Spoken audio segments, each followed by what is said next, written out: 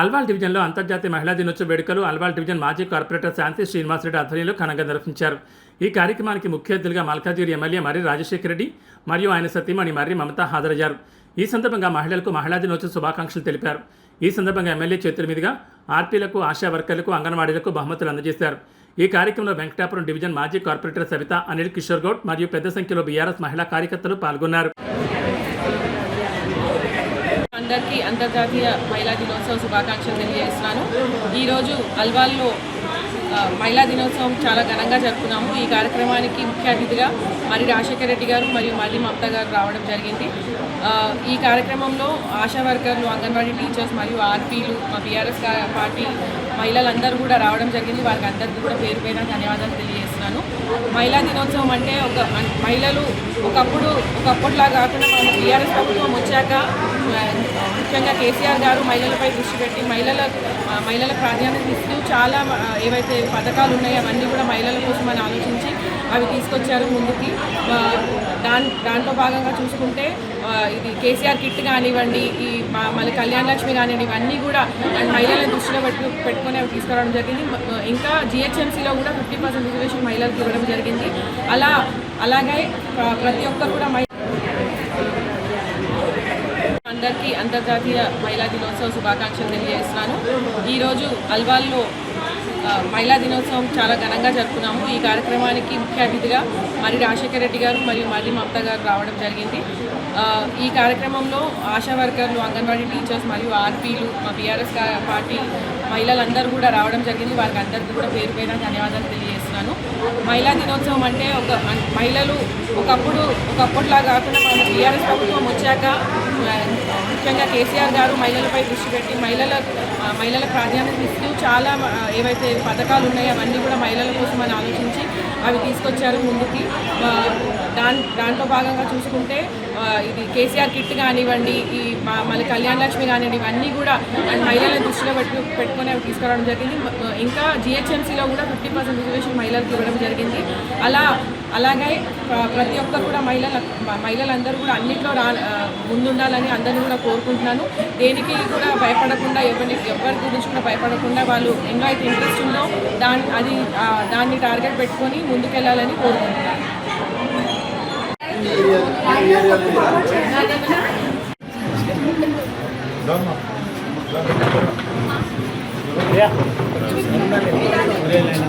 కొంచెం బ్యాక్ ఈ మనిషి కానీ నాకు ఛాన్స్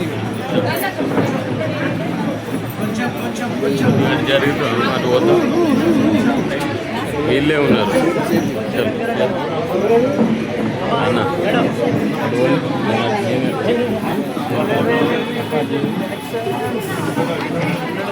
నీ వీడియో పెట్టేస్తానే ఫస్ట్ నీ వీడియో పెట్టేస్తా. ఏం సరే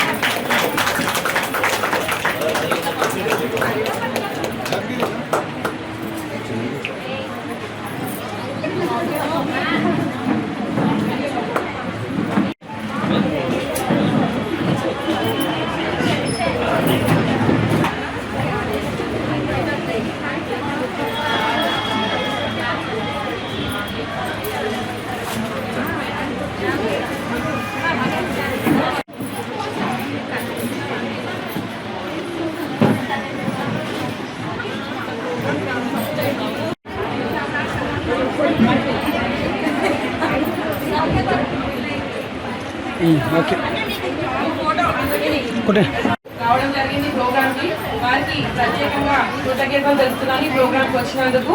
మరియు ఇక్కడికి వచ్చిన ప్రతి ఒక్కరికి ఇంత టైం తీసుకొని కూడా ఉన్నందుకు పేరు పేరున నా ధన్యవాదాలు తెలియజేస్తున్నాను. ఇలాగే మనం ప్రతి సంవత్సరం మనం ఈ మహిళా దినోత్సవాన్ని జరుపుకోవాలని అందరినీ కూడా కోరుకుంటున్నాను. మనం అన్ని రంగాల్లో ముందుండాలి. మనం ఎప్పుడు కూడా అందరికీ ఒక ఎగ్జాంపుల్గా అయ్యి చూపించాలని చెప్పి కోరుకుంటున్నాను. మన ఎమ్మెల్యే గారిని 2 మాటలు మాట్లాడుతున్నాను. ఇక్కడ మంచి ప్రోగ్రాం ఒకటి నిర్వహించుకోవడం నిజంగా ఆనందంగా ఉంది. ఇవాళ మహిళలు ముందుండి నడిపిస్తే ఏదైనా సాధించవచ్చు అనేది చాలామంది మహిళలు నిరూపించుకుంటూ ప్రత్యేకంగా ఇక్కడ మీ ముందర ఇద్దరు మహిళలు శాంతి శ్రీనివాస్ రెడ్డి గారు, సబితా అనిల్ కిషోర్ గారు ఎప్పుడు కూడా ఒక సమాజంలో ఒక మంచి పని చేస్తూ ముందుకెళ్తే మనం పదే పదే ఎన్నిసార్లైనా గెలవచ్చు అనే దానికి నిదర్శనం వాళ్ళిద్దరు. నేను ప్రతి సందర్భంలో చూస్తాను, ఎక్కడికి పోయినా చూసా వాళ్ళ ఎనర్జీ. ఇంట్లో పిల్లల చదువులు, మనం పెద్దగా అవుతుంటే ఛాలెంజెస్, ఇవన్నీ కూడా వదిలిపెట్టి భర్త, బిజినెస్లు అన్ని రకాలుగా మేనేజ్ చేసుకుంటూ ఒక మహిళ ఏ విధంగా ఎదగగలుగుతుంది అనే దాంట్లో వాళ్ళిద్దరు మనకు ఒక బెస్ట్ ఎగ్జాంపుల్ అనేసి నేను చెప్పుకోదలుచుకుంటాను. ఎందుకంటే నేను శాంతమ్మకు అండ్ సబితమ్మకి ఇద్దరిని చూస్తా. ఎదిగిన ఆడపిల్లలు కూడా ఉన్నారు వాళ్ళకి, అంటే వాళ్ళని మంచిగా చదివిస్తూ వీళ్ళు కూడా ఒక రాజకీయంగా రాణిస్తూ ముందుకెళ్తున్న సందర్భం. అంటే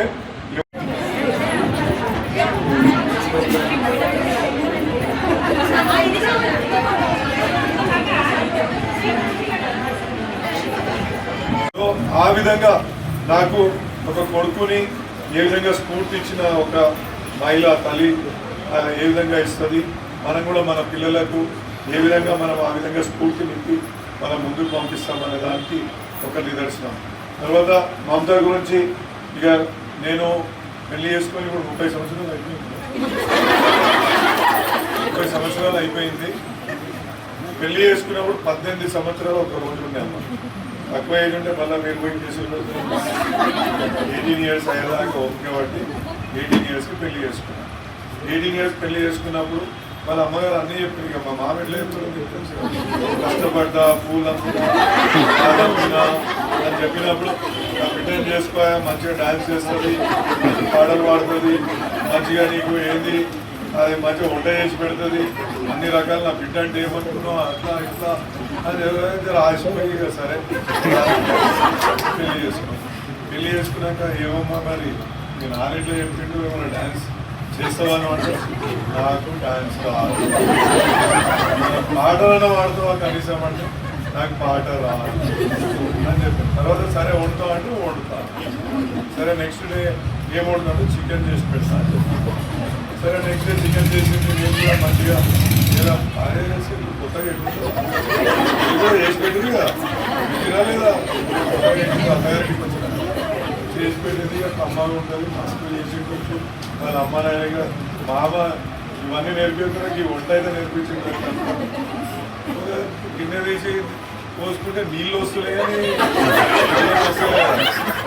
ఇక నీళ్ళ చికెన్ చేసి పెట్టింది నాకు ఆ రోజు. అంటే ఆ రోజు నుంచి అమ్మ అంటే గొప్పగా చెప్పుకోవాలి ఏంటంటే మేము ఇంతవరకు నాతో ఎప్పుడు కూడా కొట్లాడలేదు. ఎప్పుడు నేను ఇంటికి వస్తే పోషించడమే కాకుండా లోన్లు కట్టించడంలో కూడా వాళ్ళు కీలక పాత్ర పోషించి బ్యాంకులు వాళ్ళకి అధిక లోన్లు ఇచ్చేటట్టు కూడా మనని వాళ్ళ ముందుకు తీసుకుపోతున్నారంటే మీరందరూ మాకు లీడర్లు, మీరందరూ కూడా మాకు స్ఫూర్తిదాయకం.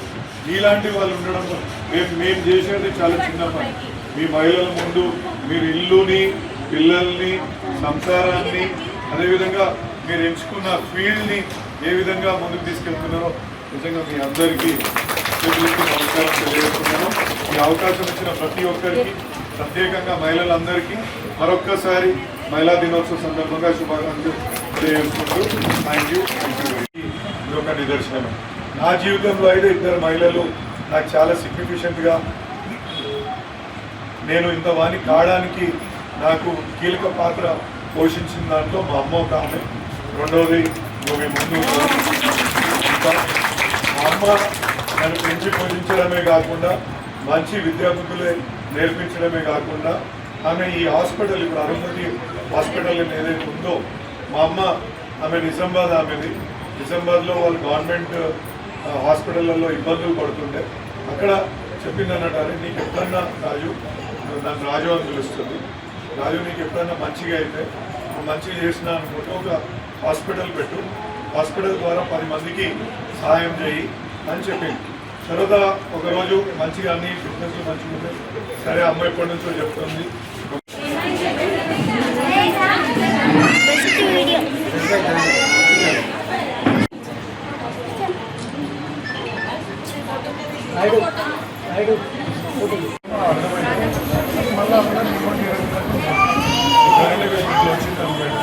చాలా చెప్తాను. నేను ఇప్పుడు ఈ చోటుతో ఈ చోటుతో వెళ్ళిపోతాను. అంటే నేను మళ్ళీ ఇంకో కార్యక్రమానికి ఏ రోజు కూడా ఒక్కరోజు కూడా కొట్లాడింది లేదు.